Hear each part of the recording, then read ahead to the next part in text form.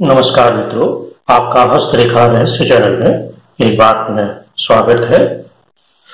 आज हम जिस विषय पर बात करने जा रहे हैं वो बहुत ही महत्वपूर्ण विषय है। हजारों प्रश्न मेरे सामने आए हैं, उन सभी का उत्तर देने आज मैं जा रहा हूं।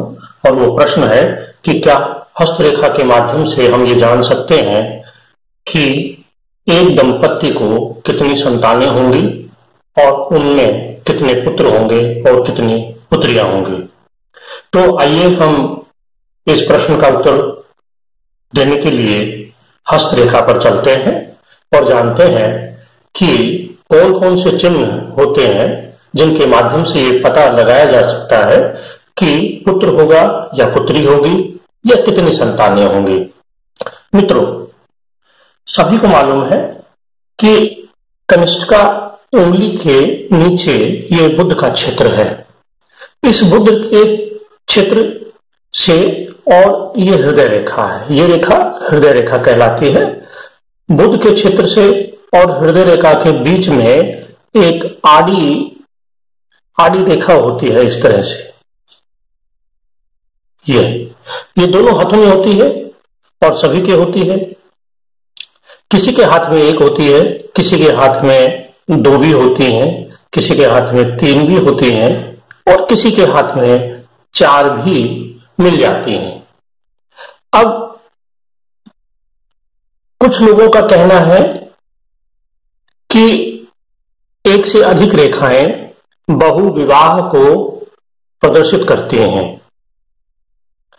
और कुछ लोगों का यह कहना है कि नहीं, ये बहुविवाह को प्रदर्शित नहीं करती, ये एक से अधिक मित्रों को या आकर्षण को भी प्रदर्शित करते हैं। खैर, दूसरा एक मत और है, ये शुक्र क्षेत्र है, अंगूठे के नीचे शुक्र क्षेत्र है और इस शुक्र क्षेत्र पर कुछ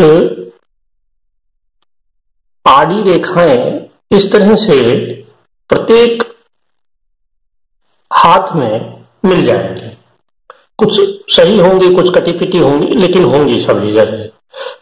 कुछ लोग संतान रेखा यहां से देखते हैं, शुक्र के क्षेत्र से देखते हैं, लेकिन यहां से संतान के विषय में पता नहीं लगाया जा सकता। संतान रेखा तो बुध और हृदय रेखा के बीच में जो हथेली के बाहर से आती हुई अंदर की ओर एक रेखा होती है, वही रेखा है।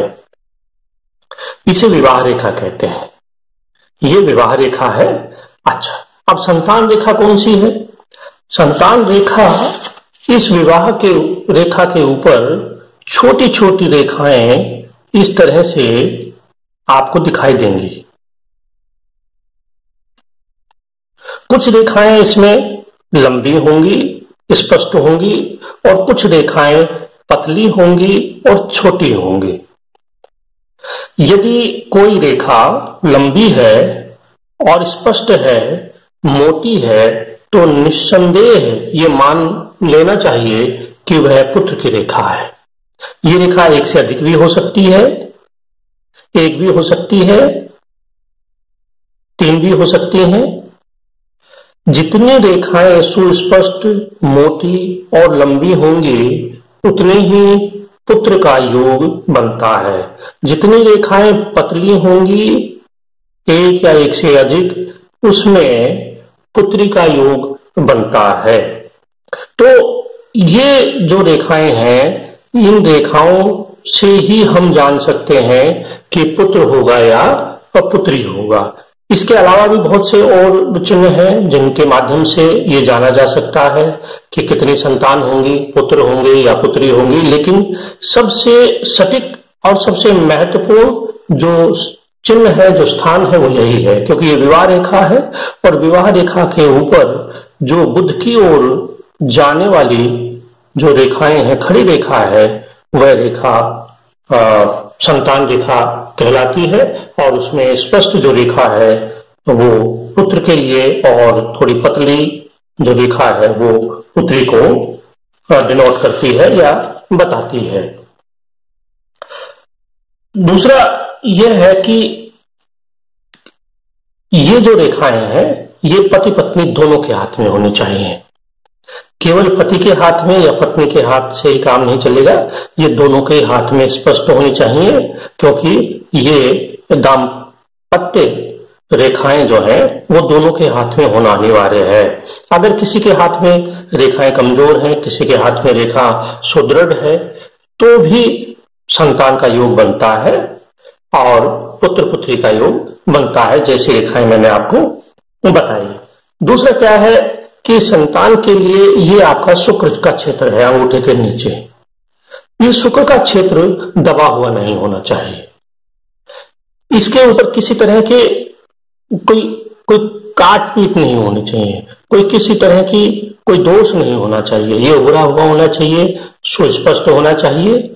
इसका अर्थ यही होता है कि आपको संतान का सुख मिलेगा और आप। दूसरा जो एक महत्वपूर्ण स्थान है वो स्थान है आपका मंगल का क्षेत्र, यानी हृदय रेखा और मस्तिष्क रेखा के बीच का ये जो स्थान है ये मंगल का क्षेत्र है। इस मंगल के क्षेत्र पर भी आपको कुछ रेखाएं आपको दिखाई देंगी। ये रेखाएं संतान रेखा तो नहीं है, ये रेखा आपकी प्रजनन शक्ति को दिखाती हैं, यानी शुक्राणु को दिखाती हैं, आपके पौरुष को दिखाती हैं, और महिलाओं में ये जनन शक्ति को दिखाती हैं। इसलिए इस स्थान पर भी जो रेखाएं नीचे से हथेली के बाहर से हथेली के अंदर जो आ रही हैं वो रेखाएं आपके हाथ में होनी चाहिए। अगर ये रेखाएं हैं तो निश्चित रूप से आपको संतान की प्राप्ति होगी। मित्रों, दूसरा क्या है कि अगर बहुत से लोगों के ये जो रेखा है संतान रेखा, ये रेखा दो भागों में बढ़ जाती है। इस तरह से दो भागों में बढ़ जाती है।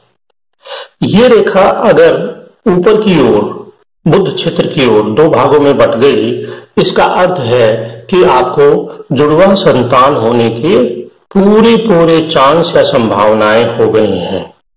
और यही रेखा अगर नीचे दो भागों में, अगर विवाह रेखा को इस तरह से नीचे दो भागों में विवाह रेखा को इस तरह से छुए, यानी ऊपर से चलकर और नीचे की तरफ दो भागों में बढ़ जाए, तो इसका मतलब है कि आपके दो पुत्रियां जुड़वा होने की संभावना है। देखिए, ऊपर की तरफ अगर है दो भागों में, तो आपके दो पुत्र एक साथ जुड़वा जो पुत्र हैं वो होने की संभावना है। और यही रेखा अगर नीचे की ओर दो भागों में बढ़ रही है तो जुड़वा पुत्री होने की संभावना से इनकार नहीं किया जा सकता। कई लोगों के हाथों में ये त्रिशूल का रूप धारण कर लेता है। ये जो रेखा है ऊपर त्रिशूल का रूप धारण कर लेती है। इसका अर्थ यह है कि आपके एक से अधिक जुड़वा बच्चे होने की संभावना बन जाती है। तो मित्रों, और इसी तरह से अगर ये नीचे की तरफ त्रिशूल बनता है तो एक से अधिक जुड़वा पुत्री होने की संभावना बन जाती है। अगर किसी के हाथ में ये दोनों ही बन जाए, ऊपर वाला त्रिशूल भी बन जाए और नीचे वाला भी बन जाए, तो एक से अधिक संतान पुत्र और पुत्री होने की संभावना से इनकार नहीं किया जा सकता है। तो मित्रों, ये जो चीजें हैं वो है। एक मूल प्रश्न उठता है कि जो साधु हैं, सन्यासी हैं, क्या उनके हाथ में ये विवाह रेखा या ये संतान रेखा नहीं होती है? अक्सर ये देखा गया है कि उनके हाथों में विवाह रेखा तो मिलती है लेकिन संतान रेखा नदारद होती है। वहां पर ये विद्वानों का मत है कि वहां इस रेखा का अर्थ है, एक या एक से अधिक रेखाएं हो सकती हैं उनके हाथ में भी, कि उनके भी मत चलते हैं, उनमें भी गुरु और शिष्य की परंपरा चलती है। तो जितने लाइनें होंगी या एक लाइन होगी या एक से अधिक होगी, तो इसका अर्थ यह है कि वो व्यक्ति अपने शिष्यों के बीच में घिरा रहेगा या उसके जो शिष्य हैं वो बहुत ही पुत्रवत व्यवहार करने वाले उसे मिलेंगे। खैर, आगे चलते हैं। तो मित्रों, मैंने बताया कि ये जो हृदय रेखा और मस्तिष्क रेखा के बीच में जो मंगल का स्थान है, यहाँ पर अगर आपके रेखाएं हैं तो ये आपके पौरुष को या आपके शुक्राणु को या प्रजनन शक्ति को दिखाती हैं। आपका शुक्र का क्षेत्र उभरा हुआ होना चाहिए, इसमें कोई काटा पीटा, कोई जाली, किसी तरह की ऐसी जाली वाली बन जाती हैं वो, या किसी तरह का दोष नहीं होना चाहिए इस पर। तो ये आपका जो शुक्र क्षेत्र है ये आपकी संतान के विषय में भी जानकारी देता है। दूसरा, मैं फिर से ये दोहरा रहा हूं कि ये जो रेखाएं हैं केवल पुरुष या केवल स्त्री के हाथ से देखने से पता नहीं लगेगा, ये हमें दोनों के हाथों को देखना चाहिए और दोनों के हाथों को देखकर और एक मध्यम परिणाम की ओर हमें बढ़ना चाहिए और तभी हमें कुछ कहना चाहिए, ऐसे नहीं है। एक रेखा और है संतान की, विलक्षण संतान की एक रेखा और है, बहुत से हाथों में पाई जाती है। अगर मस्तिष्क रेखा से कोई लाइन बृहस्पति या गुरु क्षेत्र की ओर इस तरह से चली जाए, अगर मस्तिष्क रेखा से कोई रेखा गुरु क्षेत्र पर चली जाती है तो इसका अर्थ है कि आपको बहुत ही मेधावी, बहुत ही विलक्षण संतान, पुत्र या पुत्री हो सकता है, वो तो यहां से निर्धारित होगा, वो होगी। ये एक बहुत महत्वपूर्ण बात मैं आपको बता रहा हूं। दूसरी बात यह है कि अगर तर्जनी, ये तर्जनी उंगली है और ये अनामिका है, अगर तर्जनी उंगली अनामिका से बड़ी हो, ये उंगली इससे बड़ी हो, ये उंगली अगर बड़ी है, यहां तक है, इसके समान है, दोनों उंगलियां समान है ना, तो ऐसे लोगों को, अगर किसी के हाथ में ये है तो ऐसे लोगों के लड़की ज्यादा पैदा होती है या पहली संतान लड़की होगी, ये है। और किसी के हाथ में ये अगर उल्टा हो, ये छोटी है और ये अनामिका मध्यमा के बराबर है और ये छोटी उंगली है, तर्जनी छोटी है इनसे, तो लड़का होने की पूरी संभावना हो जाती है। शनि की जो, ये शनि का क्षेत्र है, ये जो मध्यमा है, मध्यमा के ऊपर किसी भी तरह का क्रॉस का निशान नहीं होना चाहिए। ऐसे इस तरह होता है क्रॉस का निशान, ये है ना। तो शनि की उंगली पर किसी भी तरह का क्रॉस का निशान नहीं होना चाहिए। इसमें अगर किसी व्यक्ति के क्रॉस का निशान है तो संतान प्राप्ति में दिक्कत होती है या बार बार गर्भपात होने की संभावना भी बढ़ जाती है।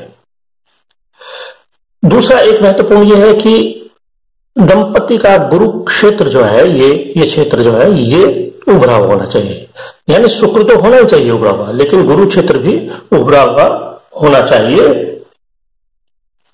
और ये अंगूठा का जो संधि क्षेत्र है, इसमें आपके यव होने चाहिए। अगर यव है, इस तरह से यव है, बहुत से हाथों में यव मिल जाएंगे, ऐसे ऐसे जो के आकार के, ये अगर छोटे छोटे या बड़े इस तरह से यव है तो ये भी लड़का होने की संभावनाओं को व्यक्त करता है। ये जो यव है ये लड़का होने की संभावनाओं को व्यक्त करता है। अब इसमें छोटे यव है या बड़े यव है ये भी देखना पड़ेगा।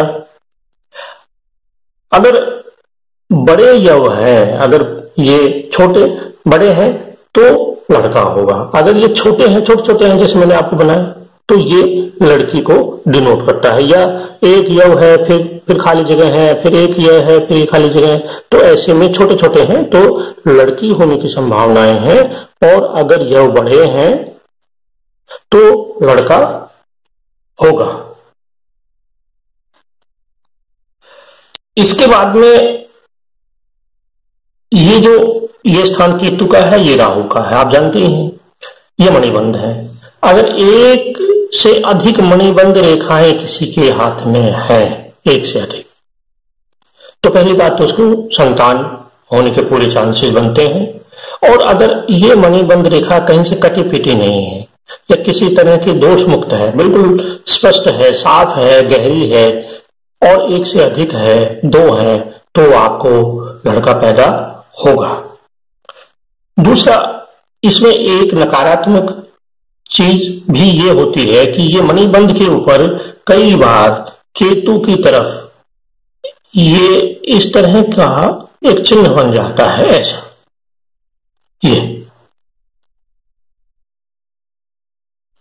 ये चिन्ह अनिष्टकारी है, ये अच्छा नहीं माना गया है। और अगर किसी के हाथ में ये स्पष्ट चिन्ह इस तरह से बनता है तो ऐसे में गर्भपात होने की संभावनाएं रहती हैं या संतान न होने की स्थिति भी कई बार पैदा हो जाती है। तो ये जो चिन्ह है ये हमें इस तरह से बताता है। तो मित्रों, मैंने आपको बताया कि मुख्य रूप से हम संतान और संतान में भी पुत्र कहां से देख सकते हैं। तो मुख्य रूप से जो क्षेत्र है वो संतान का और पुत्र और पुत्री की रेखाओं के विषय में मैंने आपको बताया, तो यही क्षेत्र है। उम्मीद करता हूं कि ये जानकारी आपको पसंद आई होगी, आपके प्रश्नों का उत्तर मिला होगा। और आखिरी में एक अनुरोध मैं जरूर करूंगा कि इस चैनल को सब्सक्राइब करें और अधिक से अधिक लोगों तक इसे पहुंचाएं, ताकि हमारा उद्देश्य है कि जो हस्तरेखा के विषय में मिथ है या भ्रम है, उन भ्रम को तोड़ना और सही और वास्तविक जानकारी लोगों तक पहुंचाना।